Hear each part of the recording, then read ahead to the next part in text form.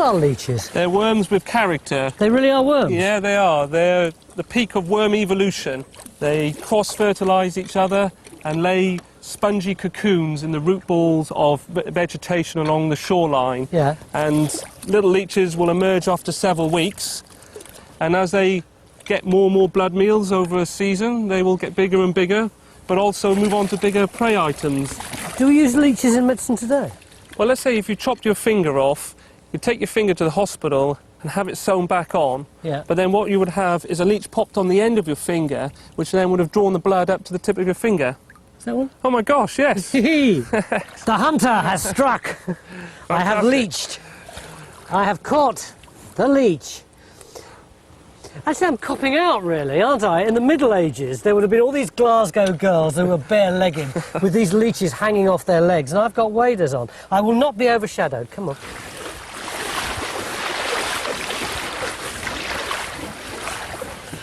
Is it going to hurt? No, it won't. It'll leave a permanent Y-shaped scar on your leg. How big? Oh, only the size of the mouth.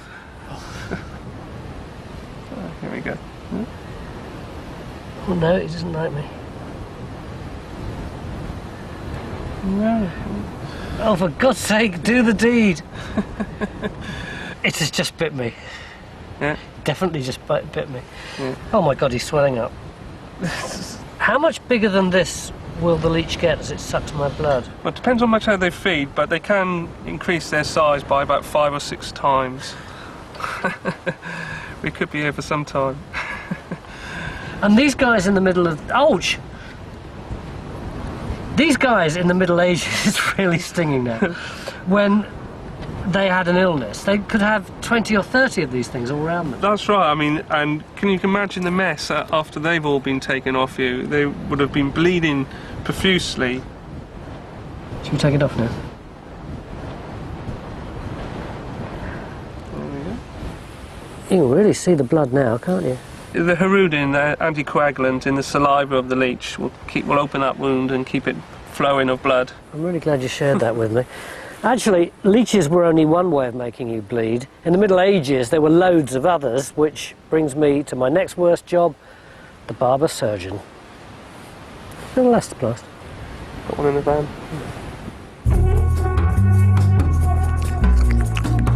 Being a barber was a very gruesome way to earn a living.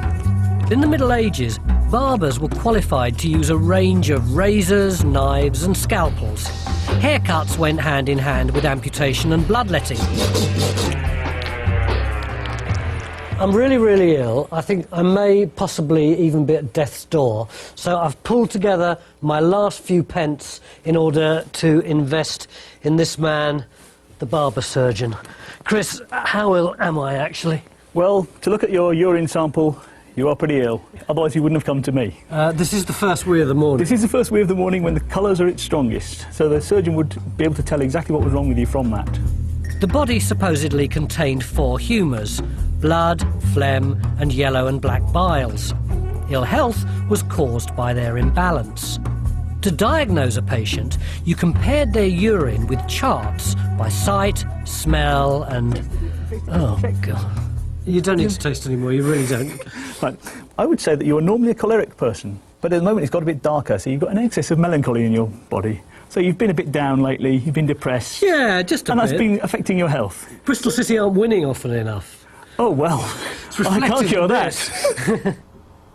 There's nobody down there, I don't think. Well, these are some fairly fierce-looking instruments.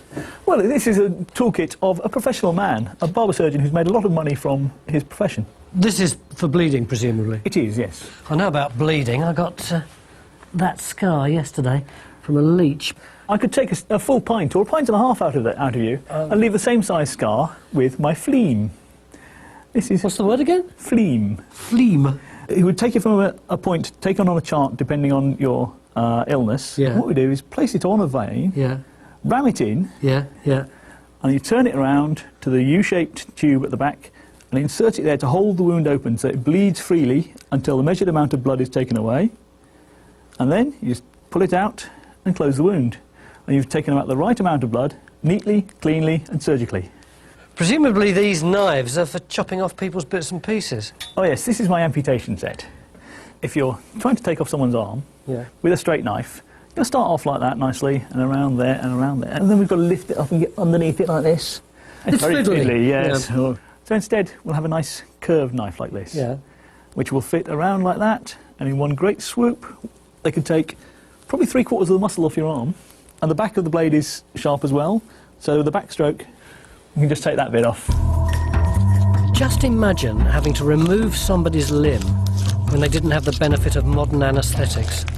It wasn't something people came to you for very often. There had been real extremists before they'd go to the extent of employing you to do something like that. So does that mean there wasn't much money in it? There was a great deal of money when it was available, but it wasn't available very often. So I had to make a living Cutting hair? cutting hair and shaving people. Well, these things are pretty much like in the barber shop when I was a kid. Well, of course, the functions haven't changed. This is a horn comb, but it's still a comb. And this is a razor. It's a bit more fancy than the modern ones, but it's still just a blade. Can you stop a minute? I want to talk about something else I've just noticed.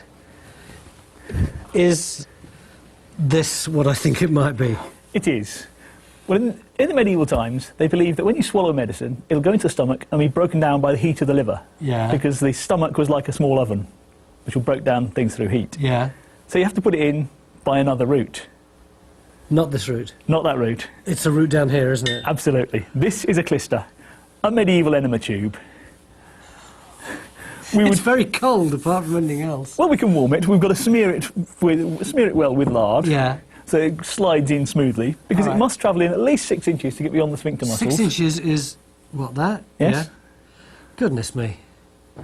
Make your eyes water, wouldn't it? It would. And then the medicine is poured down in there, Yeah. and ram it down with your stick, just to make sure it all comes out the holes at the end. You see, you learn something watching this programme, don't you? And it's not just medicine. If you were ill, they might feed you by that method. What, up the arse? Absolutely. Really? It didn't work, but that's what they believed it would, Well, give the barber surgeon a laugh, wouldn't it? especially for people he didn't like.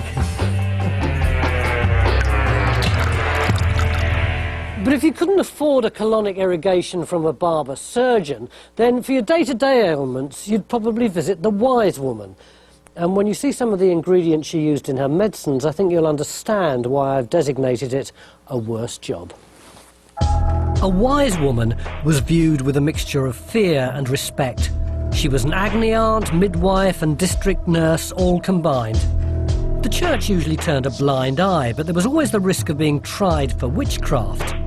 Remedies ranged from the common sense to the nonsensical. For instance, to cure warts, just take one eel. Oh, he's wiggling. Yep, it's alive. You hadn't mentioned that to me. Right, where do I cut him? Just about there. about there? Just behind the fins at the front. That's it. Oh, Yes, he will struggle. I'm not surprised. Yes. That's it. Ah, Got it? yes, done it. Wonderful. So Right. which bit do we want? Now, it's this bit here, Yeah. okay? And the idea is that to use it as a wart cure, Yeah. you have to then rub it on the wart, Yeah, oops, on the affected area, yeah, thusly. yeah. And then obviously, once you've done that, you then take this out and you bury it, and then as this rots away, your wart will disappear, sir. Does it work? Apparently so. Apparently so. Why have we got a load of worms and bits of string? Well, apparently this is quackery medicine at its best. If you go to a physician who isn't properly trained, Yeah. then what would happen is if you had a sore throat, they would suggest, depending on the severity of the sore throat, whether